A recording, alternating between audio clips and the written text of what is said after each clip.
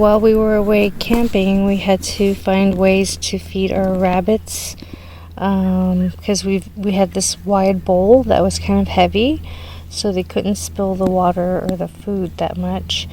However, we needed something that was durable, so we have this metal tin with a metal stainless steel lid, and you just stick the food in there, and then at the bottom they're able to get the food from underneath. So we have one that way, and this one 2-liter drinker with nipple is what we have for the rabbits. So we bought 2 of these, so it's a bottle but it's like a rectangle, and same thing, you just pour water at the top and then you close it, and then they just drink the water. And it's good for gerbils and hamsters and all sorts of animals. And my husband got the idea on this little family farm, and this is their number, and this is what they're called, Rent-A-Coop. And really great. They have like nice pamphlets that tell you everything you need to know, good instructions, step 1, 2, whatnot, and a little note for guinea pig owners. And so then they have more instructions on how to attach the nipple to the bottle. And so these are good for guinea pigs as well. And then everything's high quality. So even their thank you card is high quality. So love it. You should check out that website. They have a lot of things for different animals on your homestead. Thank you for watching. So this is where you add the water, and then on top, this little lid here is where you add the food, and then they have a little bottom thing that they can get their food from, the pellets, rabbit pellets. And on top of that, the day we left and when we came back, I fed them kale and collard greens from the yard. So hi y'all. Here is the watering device, and it's just a big square, and you just use this, what do you call it, springy thingamajigger to hook it onto your pen. And on the other side of it there's a nipple. so there it is then.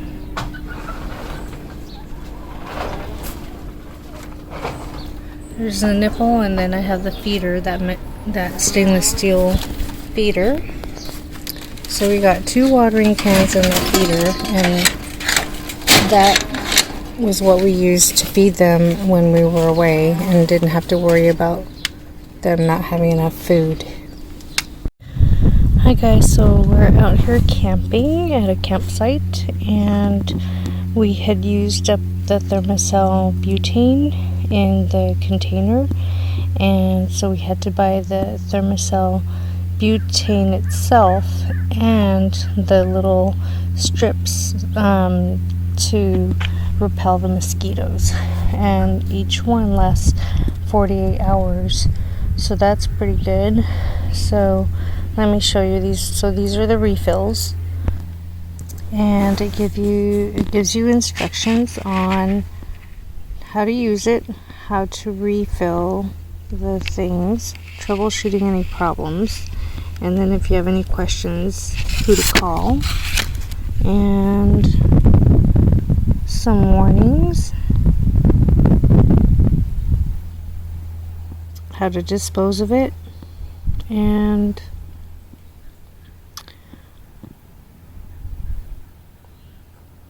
any hazards. So that's pretty interesting. And so this refill can be used on all their products here.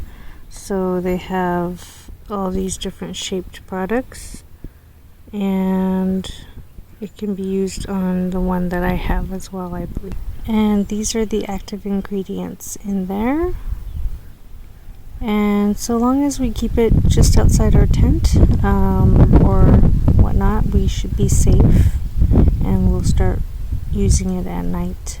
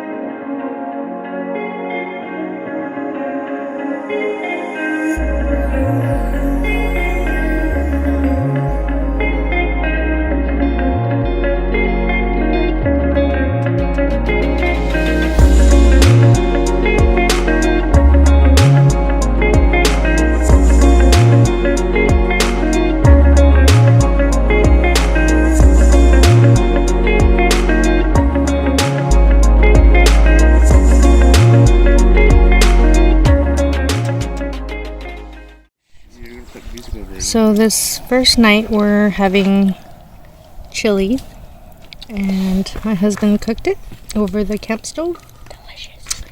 It's delicious and quick and easy to make. You just toss in several cans of tomato sauce and the meat and garlic and butter and Worcestershire sauce. Hi guys, I wanted to show you we're out camping, and at our campsite, which has a slope, and we've got a bench, and we have our tent set up and everything. I looked at these plants back here, and I remember I went hiking a while back, and on one of the trails someone said, "Oh, watch out for those," and there were some plants that had red coloring and green and yellow, and I thought, that looks familiar, what is that? And I thought it was like poison ivy or poison oak, but I wasn't sure. So I went on my phone, and I have an app called Plantix, and it tells you, it identifies the plants based on pictures of similar other plants that they have on file. So I was looking at these, and I asked my husband, is that poison oak or poison ivy? And he said, no, it's not poison ivy. But he didn't know either. But I remember distinctively the red color. And so I decided to go on the Plantix app, and I took a picture of it, and it says that it's poison oak, and it says leaves of 3, let it be. And sure enough, it does have pictures of reddish colored and yellowish colored leaves, and they are in sets of 3 with the frills. So beware when you go camping or hiking that there are things out there that aren't great for you. I mean, it's kind of all in here. Luckily they cleared the site out, so it's pretty nice, and likely you won't get hurt or anything like that. So just be careful when you're out and about.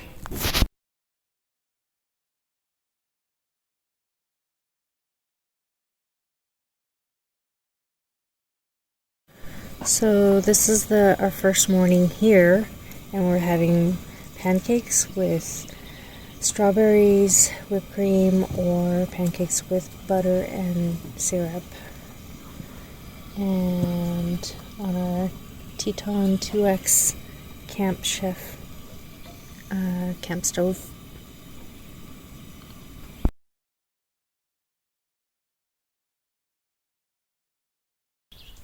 And it's really comfortable around people because it came towards us and it saw us. It paused, stared at us, And then it came forward some more, paused, looked around, and oh my goodness, this is so cool. She's so quiet.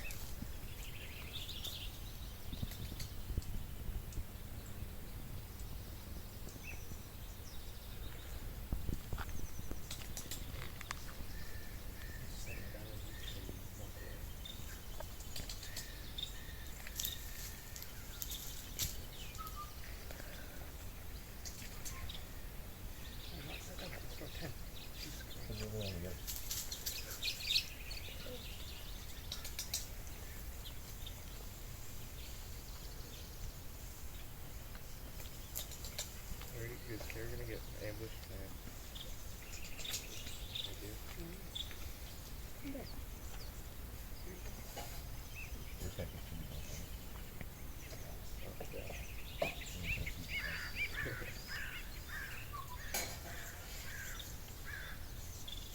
Don't worry, his hand flipper is so big if you use his plate.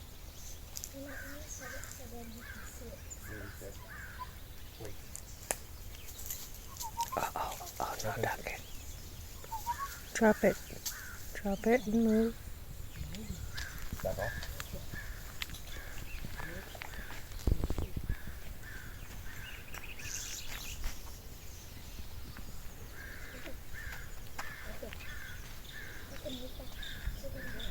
Hey, Duncan, move.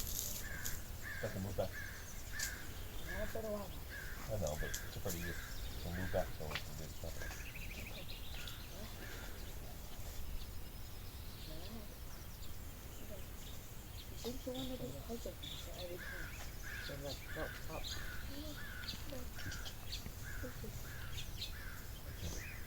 Okay, sit down.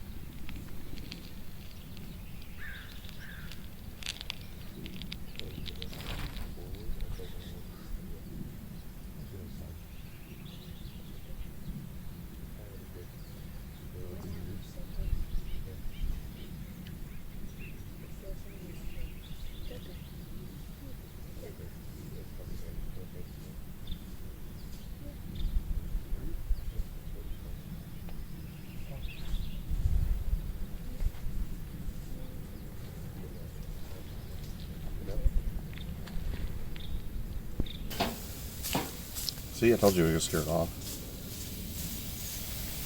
I don't think. Oh my. She is comfortable.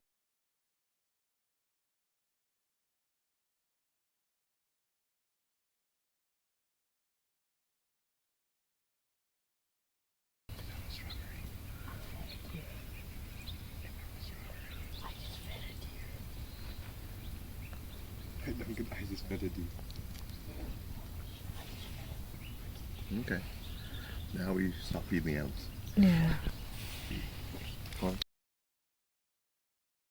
It's coming awfully close, you He's so guys. close to me. Why don't you eat that so I have a place to put this? Hey, wife, you ready for a second? Yeah. Daddy. Or maybe I should do some coffee. I just want to cook the rest of the pancake.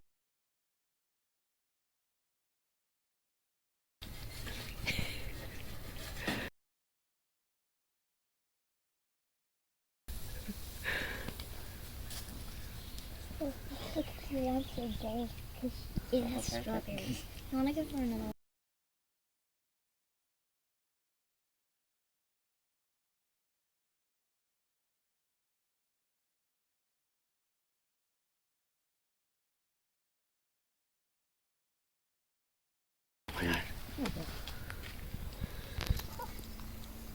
Or if you like, keep coming back. I think he likes making too. Hey, buddy.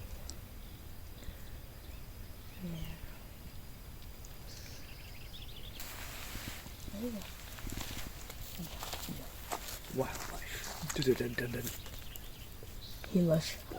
He just like ate it whole. You guys just did what you're not supposed to do. You're trying to eat it. It's one big strawberry for you, buddy. I think I thought it was too big of a one. You used to chew it. Oh, look at that saliva. Saliva. It has molars. It doesn't have front teeth. Oh? Yeah, that's why it's trying to bring it back, but it's too tiny or too big. Look at that, it's just Well, at enjoying least the it strawberry. made it like. And now it looks like blood. I know it does. Ew. Drool. Oh god, it's drooling on. It should be doing what it's supposed to be doing. It's supposed to be going around looking for food. Otherwise, you're gonna get it used to being around people, and it's gonna get injured. Yeah, hand me a bowl. Okay.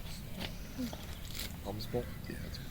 It's So over there are a huge brush of poison oak as well. That whole thing right there is poison oak. And this is what I was showing you.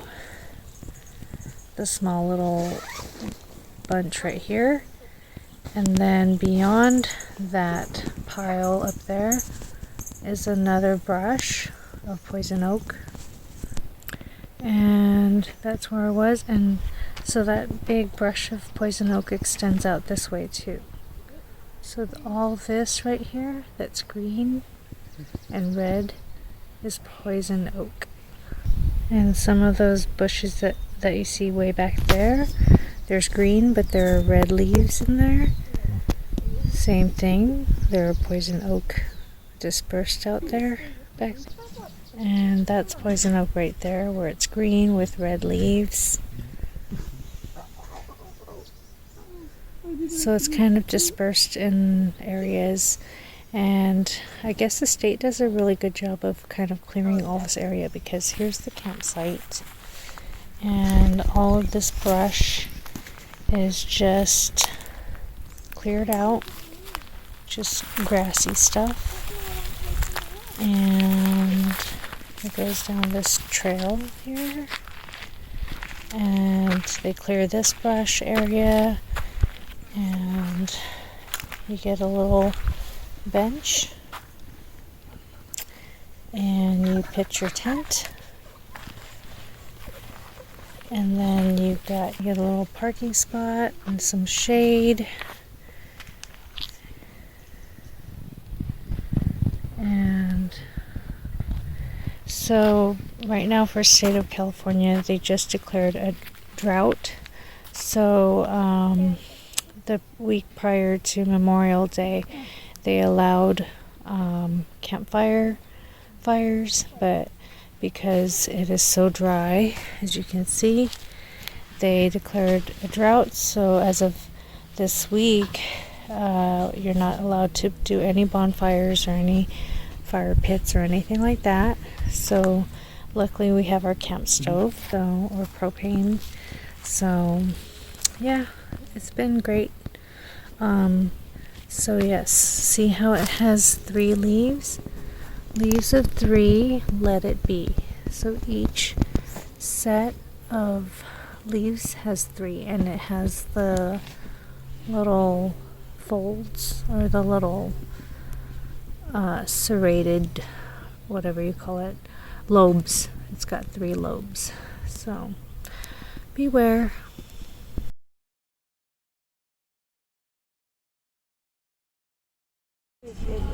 This is our friendly deer that came back and returned, or it might be another one, but she seems to be resting in the shade, and it was a surprise as we returned to our campsite. This is now our lunch. We're gonna do some chili dogs. So we brought 2 7-gallon jugs of water for drinking, for washing our dishes nice and clean, and came from our filtered refrigerator water. And so far we spent 1 day here fully and used 1 7-gallon jug, and so we have another 7 gallons to go for the next couple days. And if we need to, we'll go into town and get some water if we need to. But we try to use as little as possible. So when we do the dishes, we do it camp style, and we wash everything in the dirty soapy water. Then we rinse it with clean water, and it uses very little water, and therefore we have more water to drink from. And we use the water for cooking with. So, you know, you can make pasta, you can boil things and steam things with it. So it's great. Hello there. So I am reading this book, Minor Feelings: An Asian American Reckoning by Kathy Park Hong, and my sister suggested it to me, and so far it's been a great read, and it really does show the Asian American experience. It is written by an Asian American, and it's nonfiction, so I do love nonfiction. I love real stories and not just things made up. But so far, about 4 or 5 of the things that has been said ring true to me, and I can relate to it quite a bit. And even if you didn't, it's a good way to get an understanding of other people's viewpoints or experience, American experience. So give it a try. I'd rate it as a 9 out of 10 so far. So I just discovered that other books written by Kathy Park Hong are, besides the Minor Feelings I'm reading, are Engine Empire, Dance Dance Revolution, Translating Moam. So I'm going to give them a try. I'm going to add them to my queue and read them, because the last few years, even before the pandemic and before all these racial issues, I was trying to get a hold of as many books from different authors that are not just about the American experience, but Asian American experience or other cultures. So I hope that you give it a try to just learn about it from a different point of view. And you know, a lot of the stuff we can teach our children by encouraging them to read as well. So recently my children have been interested in reading about Anne Frank and various other authors, and I encourage it too, because ultimately they will benefit from that. I'm using Costco pasta sauce.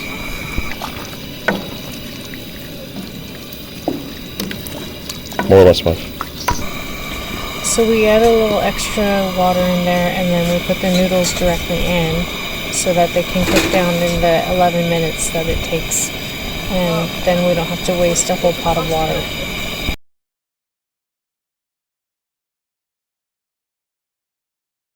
Hi folks, so this is dessert. It is strawberry shortcake, a little pound cake, strawberries and whipped cream, and it's gonna be delicious. Only 180 calories for the pound cake, and a small amount for the whipped cream, and the very small amount for the natural strawberry.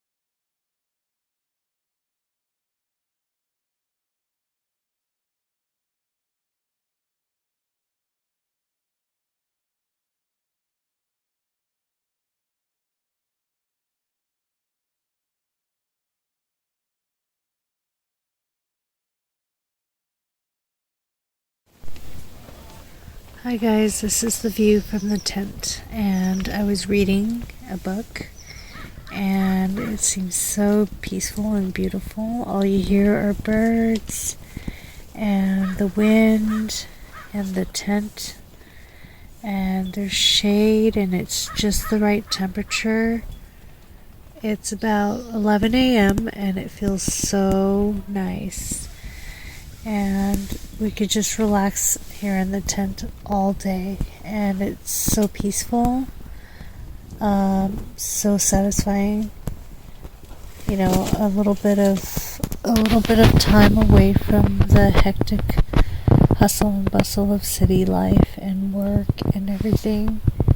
And we've seen some deer, some wild turkey, all kinds of stuff. And we just woke up to just having breakfast, coffee, and we got to enjoy the scenic trees and other things. And there weren't too many bugs, and we didn't have to make our beds or anything. It's all rustic and just fantastic. So I just wanted to share that with you, and I hope you have a great, awesome, wonderful day. Good morning, everyone. So here, it's been a couple days, and now we're steaming some buns, chicken and pork buns, and basically it's just setting up this steamer, and it only uses about 2 inches of water. It takes about 4 or 5 minutes to steam the already cooked buns, and you're good to go for breakfast. So this is what the bun looks like on the inside. It's got some meat and salted egg and some mushrooms. Really nutritious.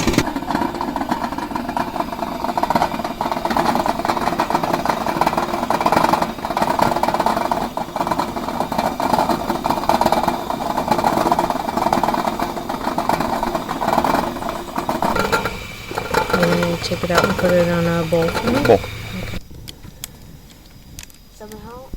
So here's the contraption. There's some water, about 2-3 inches of water down there.